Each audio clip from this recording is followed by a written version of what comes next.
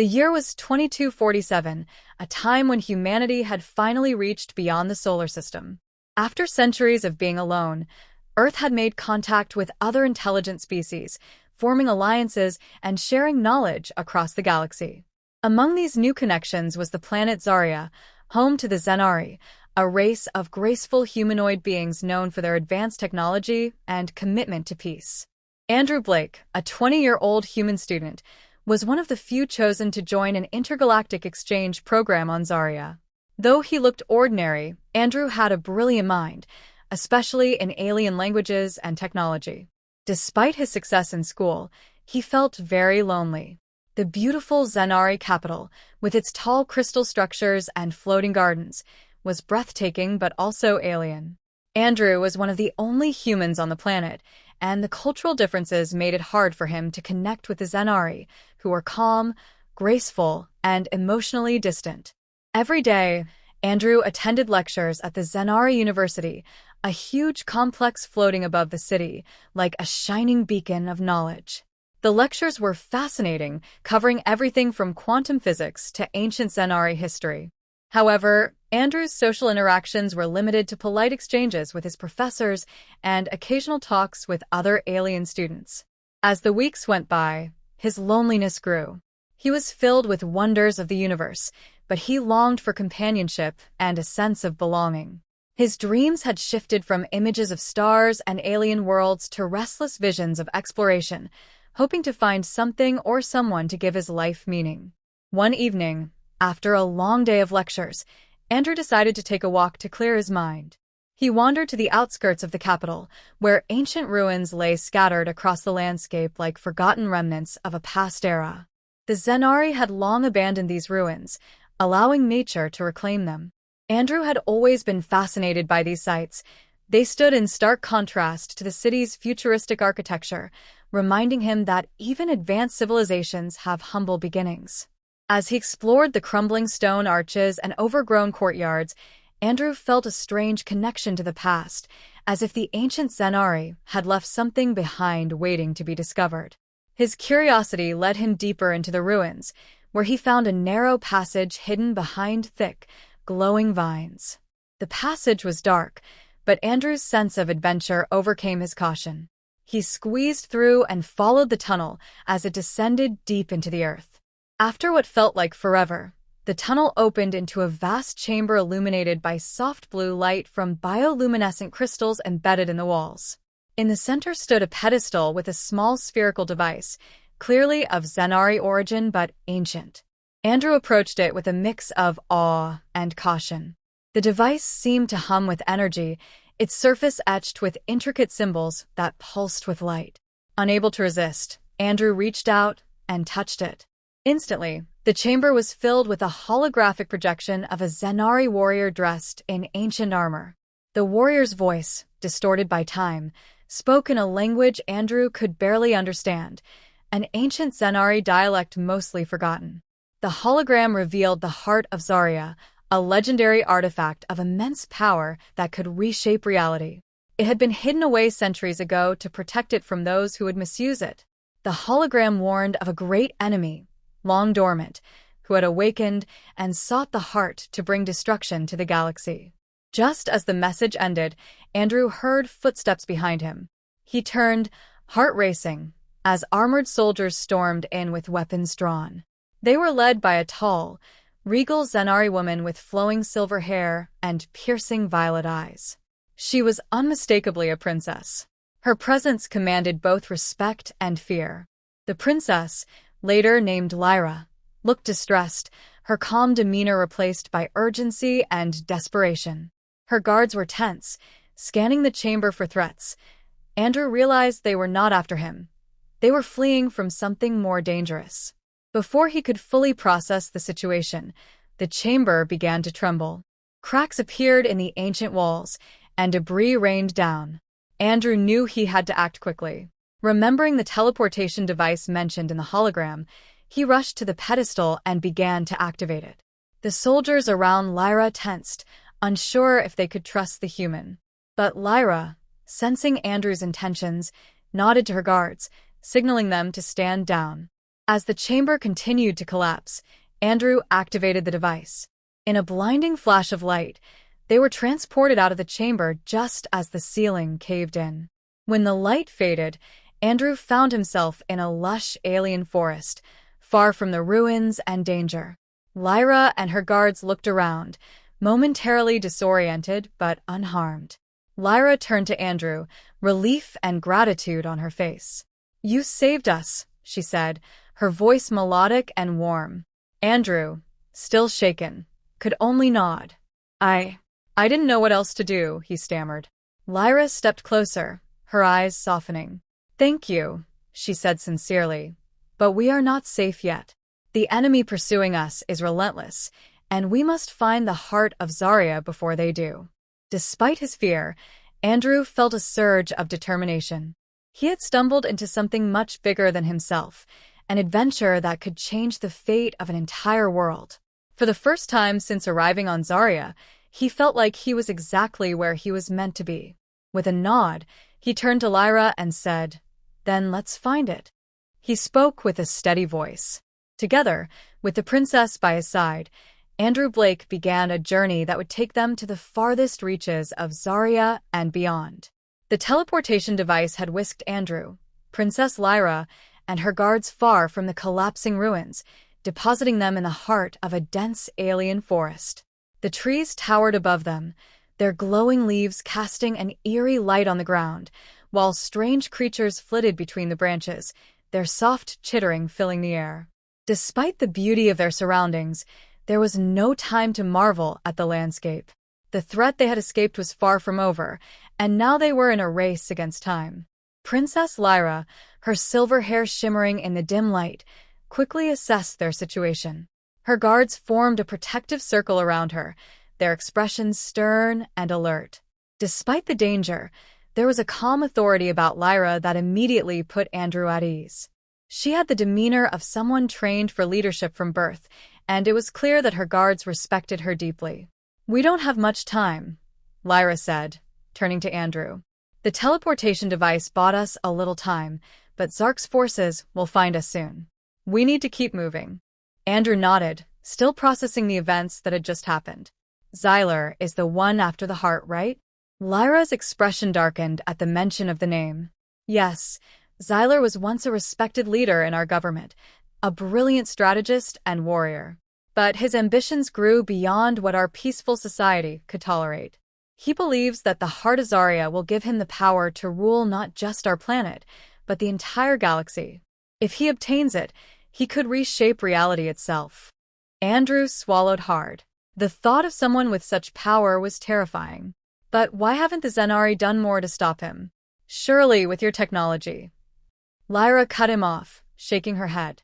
"We are a peaceful people, Andrew. Our society has thrived for thousands of years by avoiding conflict and using our technology for the betterment of all. Zylar's militaristic ideology goes against everything we stand for. Many Zenari, even those who oppose him, are reluctant to take up arms against one of our own." Andrew understood, but it still seemed flawed.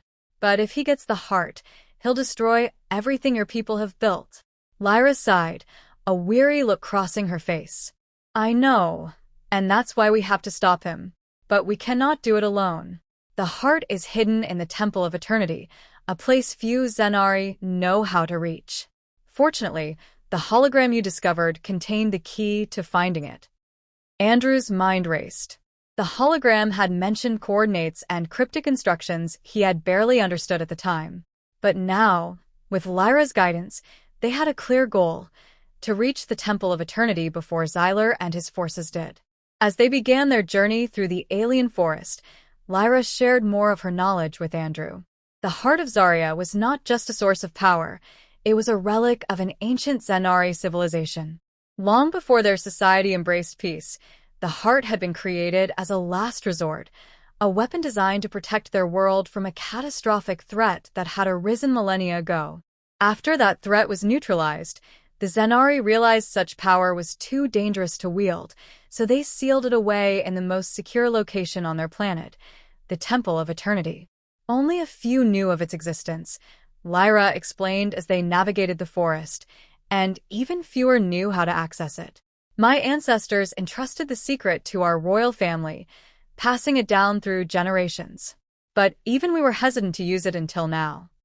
Andrew listened intently, feeling the weight of the responsibility they faced. They were not just seeking an ancient artifact, they were trying to prevent a galactic catastrophe. Their journey was filled with danger. The forest was teeming with alien wildlife, some harmless and others lethal.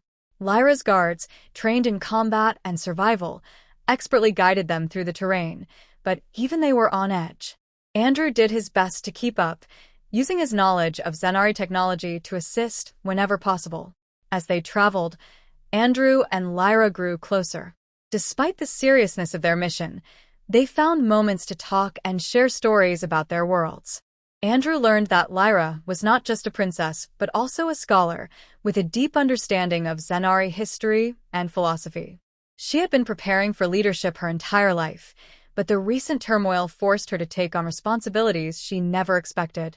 In return, Andrew shared stories of Earth, its diverse cultures, its history of conflict and cooperation, and his own personal struggles. Lyra was fascinated by his accounts, especially the resilience of humanity in the face of adversity.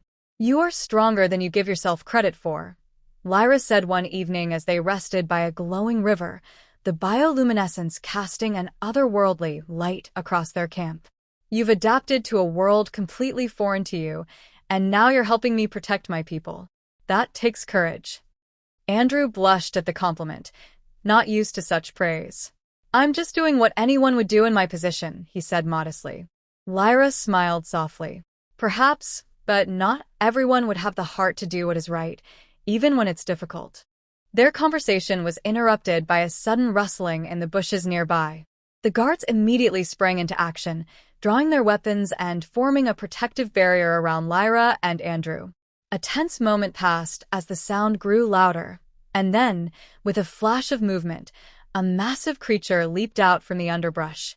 It was like a mix between a lion and a reptile, with sharp claws and teeth glinting in the dim light.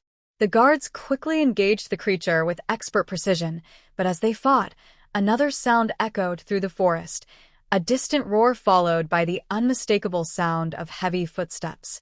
Lyra's eyes widened in realization. Zylar's forces are close. The battle with the beast was fierce, but the guards managed to subdue it just as the first of Zylar's soldiers appeared on the horizon, their dark silhouettes framed by the glowing trees. There was no time to rest, with the enemy right behind them. Lyra, Andrew, and the remaining guards ran deeper into the forest, their hearts pounding with urgency. As they ran, the landscape changed. The forest thinned out and gave way to rocky outcroppings and jagged cliffs. They were getting closer to the mountains, and the entrance to the Temple of Eternity was near, but so was Zylar. The group pushed on, their pace unrelenting. The sounds of pursuit grew louder and closer. Andrew's lungs burned, and his legs ached, but he refused to slow down. The thought of Zylar getting the heart of Zaria drove him forward, his fear replaced by determination. Finally, they reached the base of the mountain. Before them stood a large stone door, carved with intricate symbols that glowed faintly in the darkness. Lyra stepped forward, her hands tracing the carvings with deep respect. She began to recite an ancient incantation, her words flowing in a melodic rhythm. The ground trembled as the door slowly opened, revealing a dark passageway leading into the mountain's heart. But before they could enter, blaster fire rang out in the air. Zylar's soldiers had caught up, their weapons blazing as they charged toward the entrance. Andrew and Lyra's guards returned fire, but they were outnumbered. It was a desperate situation, and Andrew knew they had only moments before they were overwhelmed. He glanced at Lyra, who was focused on completing the incantation, her face serious with concentration. "Go," one of the guards shouted to Andrew, urging him to take Lyra into the temple. "We'll hold them off as long as we can." Andrew hesitated, torn between helping and ensuring Lyra's safety. But the guard's determined expression left no room for argument. Grabbing Lyra's hand, he pulled her through the now-open doorway into the darkness of the Temple of Eternity. As they entered, the door began to close behind them, sealing them off from the battle outside. The sounds of blaster fire and shouting faded, replaced by an eerie silence. Andrew and Lyra were alone deep within the ancient structure. The passageway ahead was dimly lit by glowing crystals embedded in the walls, their light casting long shadows across the ancient stone floor. The air was cool, and everything felt still, as if the temple had been waiting for them. Lyra squeezed Andrew's hand, her voice soft but filled with determination. "We're close now. The heart of Zaria is just ahead." Andrew nodded, his heart racing. He felt the importance of what they were about to do. Together, they went deeper into the temple, knowing the fate of their world, and maybe the whole galaxy was in their hands. The Temple of Eternity was a maze of ancient hallways and large rooms, each one more impressive than the last. Andrew and Lyra moved carefully through the dimly lit paths, looking at the walls covered with carvings that told the history of the Zenari people. As they went further, the atmosphere felt heavier, as if the temple knew about the danger outside. Finally, they reached the heart of the temple, a grand room with a high ceiling and a large round platform in the center. Floating above the platform was the heart of Zaria, a crystal sphere that glowed softly in shades of blue, green, and violet. The air around it hummed with energy, and Andrew could feel its power, as if it were alive and waiting to be unleashed. Lyra moved closer to the heart with a mix of respect and fear. "This is it," she whispered, her voice filled with awe. "The heart of Zaria. The power to change reality is in this artifact." Andrew stood next to her, captivated by its beauty and power. But before they could fully understand what they had found, the ground shook. Dust and debris fell from the ceiling. Suddenly, the door they had entered burst open, and Zylar's soldiers charged into the room, weapons drawn.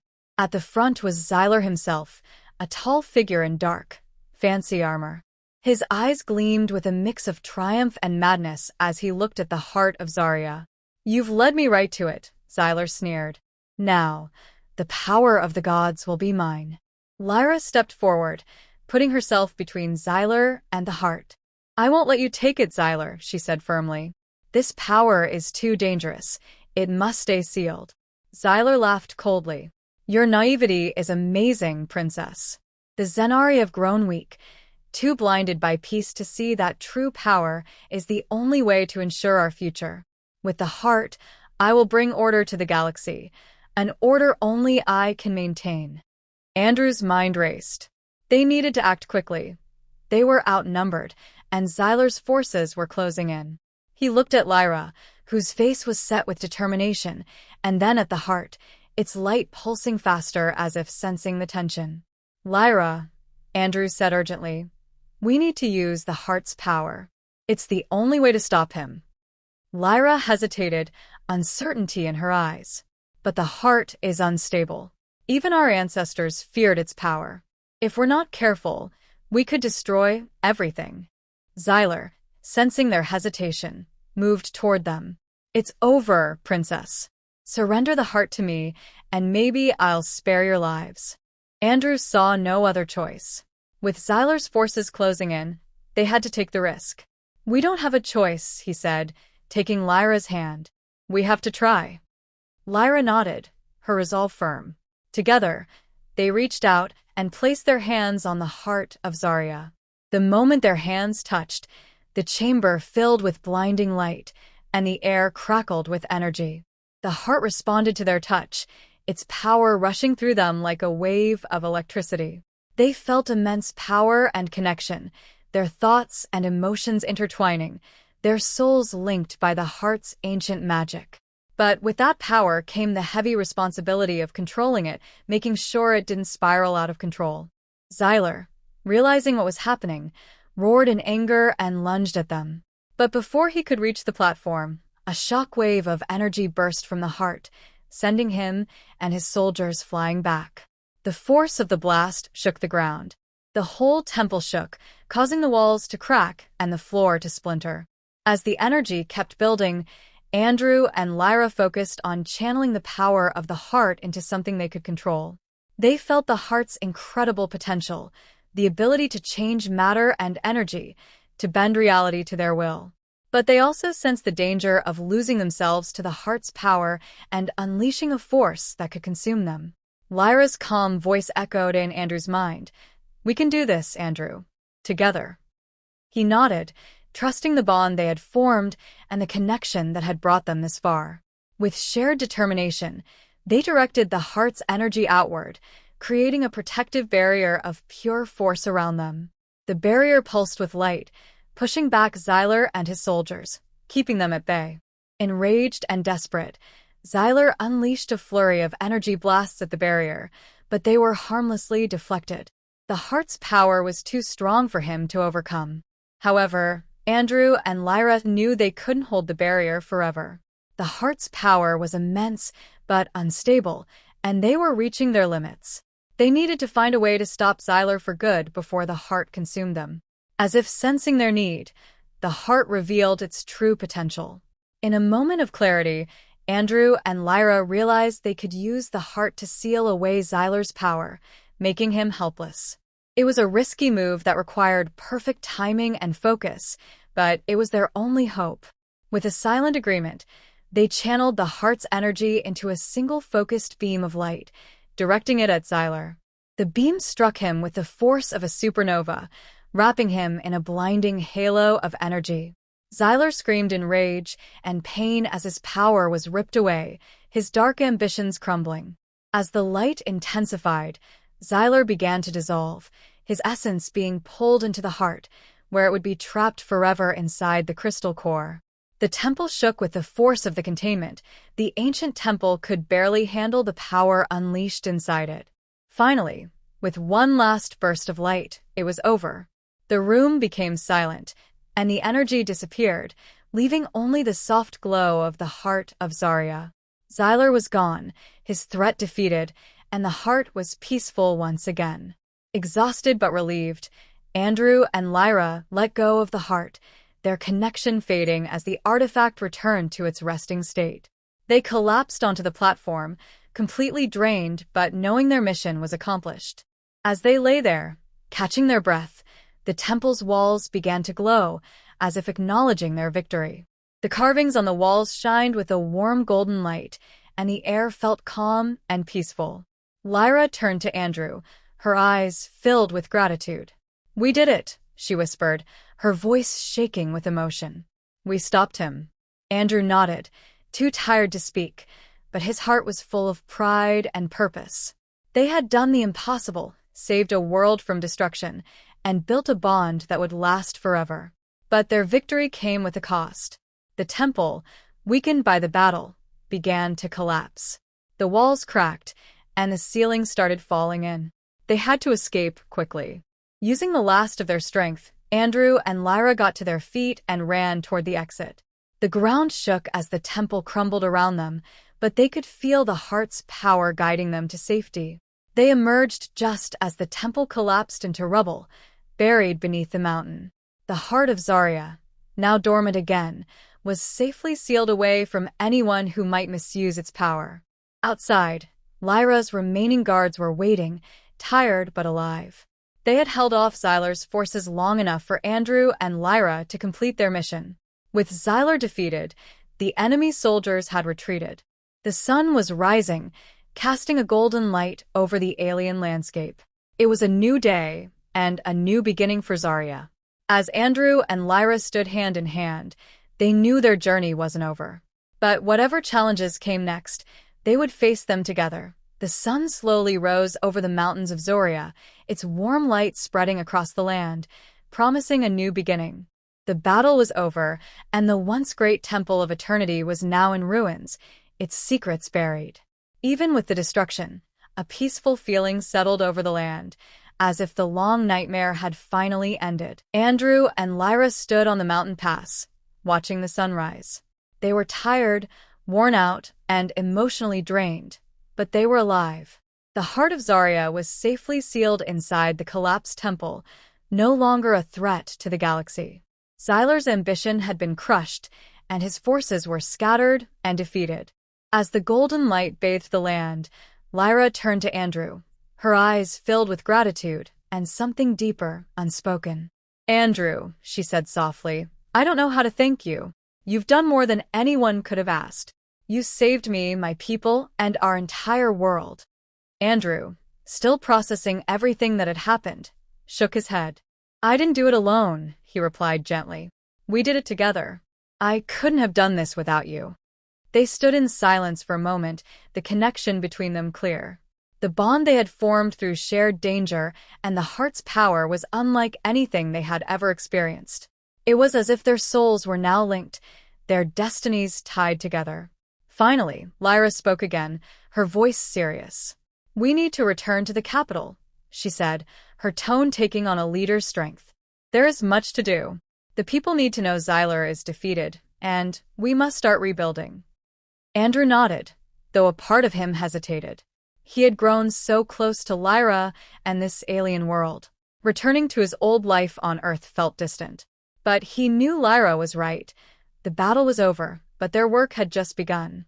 With renewed purpose, they began their journey down the mountain, joined by Lyra's remaining guards.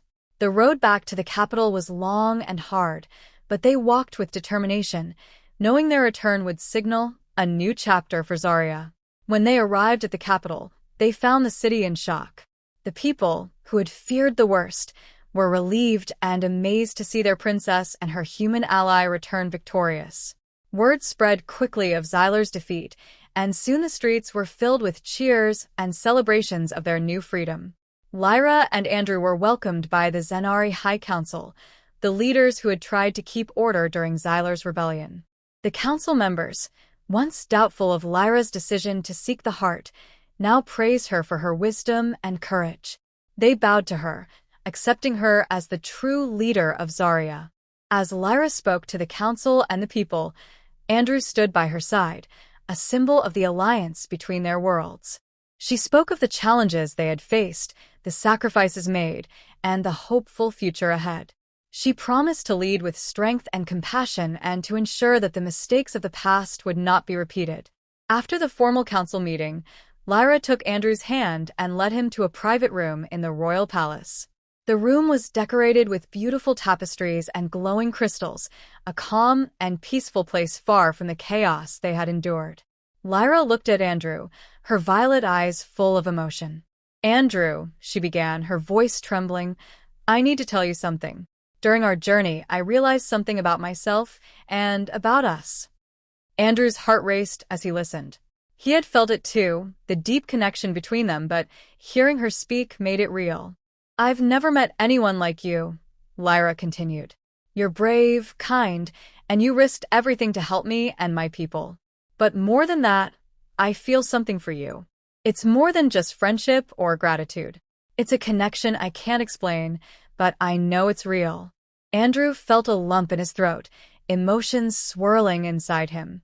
I feel it too, he admitted, his voice raw with honesty.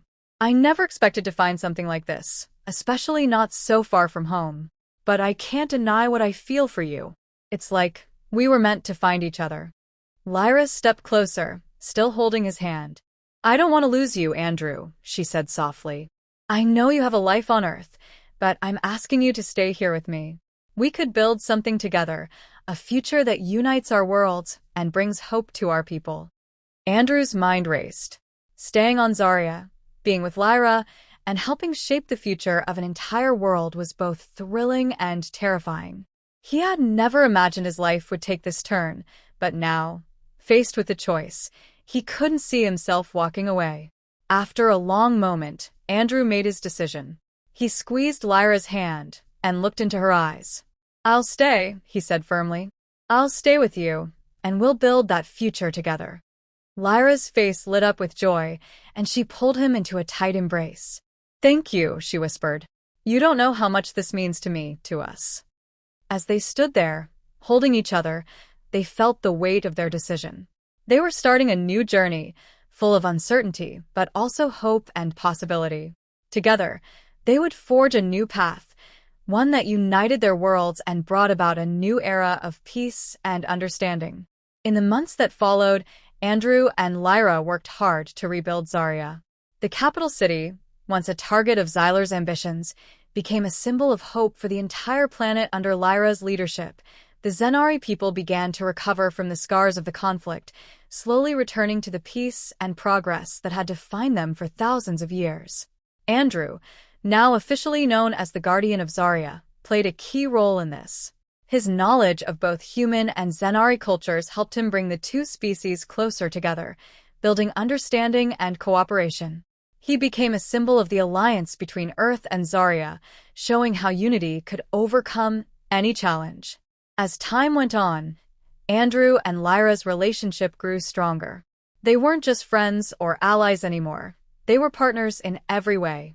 Their bond, formed in the heat of conflict, became unbreakable, something that went beyond the boundaries of their two worlds. Then one day, Lyra shared news that changed their lives forever. They were in the royal gardens, a peaceful and beautiful place where the trees glowed with soft light and the air was filled with the sounds of alien life. Lyra took Andrew's hand, her eyes shining with both excitement and nervousness. "Andrew," she began, her voice soft and full of emotion, "there's something I need to tell you." Sensing that this was important, Andrew turned to her, his heart racing. "What is it, Lyra?" he asked. She hesitated for a moment, and then smiled. "I'm pregnant," she said, her voice trembling with joy. "We're going to have a child, a new life that will be part of both our worlds."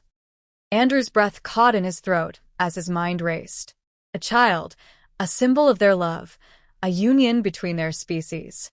It was something he had never imagined, yet it felt like the perfect end to everything they had fought for. Tears filled Andrew's eyes as he pulled Lyra into his arms.